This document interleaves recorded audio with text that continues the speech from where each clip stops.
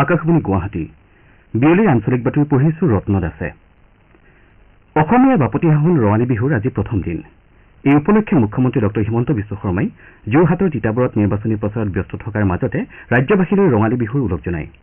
উল্লেখযোগ্য যে অসমৰ জাতীয় উৎসৱ বহাগ বিহুৰ আজি প্ৰথম দিনটো গৰু বিহু হিচাপে পালন কৰা হয়। এই উপলক্ষে পুৱাৰে পৰা নৈৰ ঘাট আৰু খাল বিলসমূহত উখল মাখল পৰিৱেশে বিৰাজ কৰে। ডিব্ৰুগড় লোকসভা সমষ্টিৰ বিজেপিৰ প্ৰাৰ্থী তথা কেন্দ্ৰীয় মন্ত্ৰী সৰ্বানন্দ সোণোৱালে জিলাখনৰ বৰগুৰিত আয়োজন কৰা গৰু বিহুৰ অনুষ্ঠানত অংশগ্ৰহণ কৰে।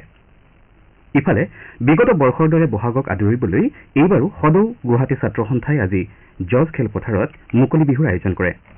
পুৱা 10 বজাত বিশিষ্ট সংগীতজ্ঞ প্ৰশান্ত বৰদলৈয়ে বিহুৰ পতাকা উত্তোলনেৰে অনুষ্ঠানৰ শুভাৰম্ভ কৰে। এই অনুষ্ঠানত ৰাজ্যখনৰ কেইবাটাও প্ৰখ্যাত বিহু হুঁচৰি দলে অংশগ্ৰহণ কৰে।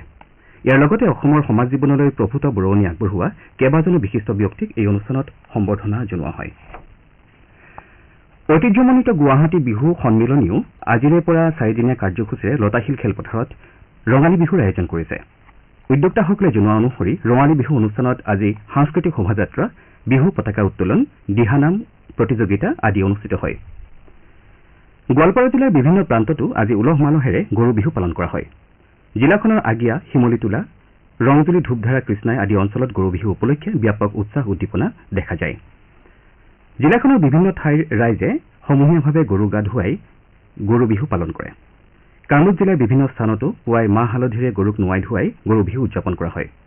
জিলাখনৰ জয়ন্তীপুৰ, কেকেনিকুচি আদি ঠাইৰ লগতে কলহী, জলজুলি আদি নৈৰ পাৰত সমূহীয়াভাৱে গৰু গা ধুওৱা কাৰ্যসূচী গ্ৰহণ কৰা হৈছে। চিৰাং জিলাত বিজনী ৰঙালী বিহু উদযাপন সমিতিৰ উদ্যোগত বিজনী ছোৱালী হাইস্কুল খেলপথাৰত 4দিনীয়াকৈ বৰ্ণিল কাৰ্যসূচীৰে ৰঙালী বিহু আয়োজন কৰা হৈছে।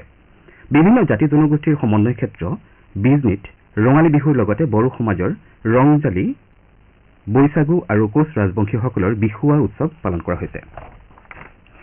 আনফালে ৰঙালী বিহুত 101বিধ শাক খোৱাৰ পৰম্পৰা ৰক্ষা কৰিবলৈ গুৱাহাটী মহানগৰীকে ধৰি ৰাজ্যৰ বিভিন্ন স্থানত স্থানীয় বজাৰসমূহ থলুৱা শাক পাতেৰে ভৰি পৰা দেখা গৈছে। উল্লেখযোগ্য যে বড়োসকলৰ মাজতো বিশেষভাৱে লক্ষণীয় এই পৰম্পৰাৰ অংশ হিচাপে কোকৰাঝাৰ বজাৰসমূহ বিভিন্ন ঔষধিযুক্ত শাক কিনিবলৈ ক্ৰেতাৰ ভিৰ দেখিবলৈ পোৱা গৈছে।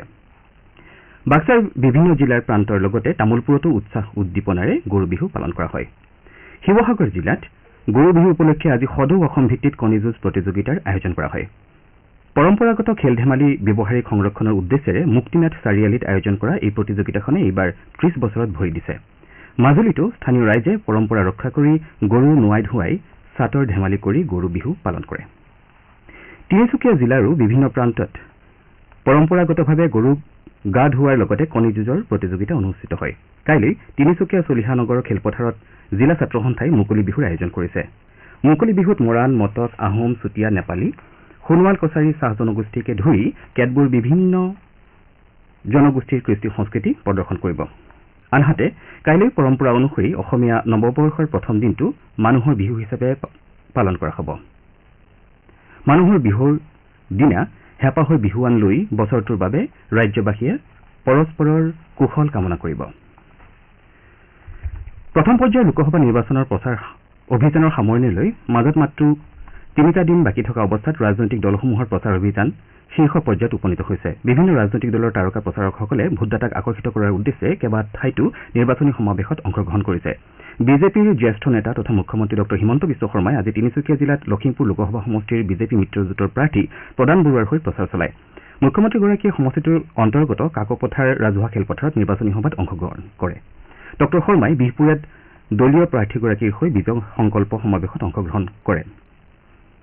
অসমক সৰ্বাত্মক বিকাশৰ দিশত আগবঢ়াই লৈ দেশৰ ভিতৰত অন্যতম শ্ৰেষ্ঠ ৰাজ্য হিচাপে পৰিগণিত কৰোৱাৰ বাবে জনসাধাৰণে পুনৰবাৰ বিজেপি মিত্ৰজোঁটৰ প্ৰাৰ্থীক জয়ী কৰিব বুলি মুখ্যমন্ত্ৰীয়ে নিজৰ ভাষণত আশা প্ৰকাশ কৰে। ডিব্ৰুগড় সমষ্টিত বিজেপি মিত্ৰজোঁটৰ প্ৰাৰ্থী সৰ্বানন্দ সোণোৱালে আজি তিনিচুকীয়াত প্ৰচাৰ কাৰ্যসূচীত অংশগ্ৰহণ কৰে।